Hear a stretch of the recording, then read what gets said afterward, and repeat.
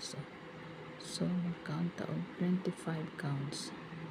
So 1, 2, 3, 4, 5, 6, 7, 8, 9, 10, 11, 12, 13, 14, 15, 16, 17, 18, 19, 20, 21, 22, 23, 24, 25, 26. So guys, tatlo yan. Ang gagawin natin is yung ito guys. Yan. Gawa natin ng ganito. Yan guys. So guys, tingnan nyo guys.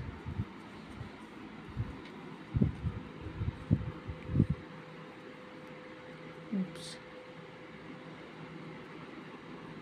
So, dito guys, kailangan mo natin siyang i-lock. Para kahit pa paano, hindi siya ayan. So, ang gagawin natin is natin siya guys. Para sure good siya nga di siya mahulbot. So, ang purpose nito guys is ito. Itong yarn natin, i-ano natin yung natin dito. Ayan. So, kailangan natin ipasok ito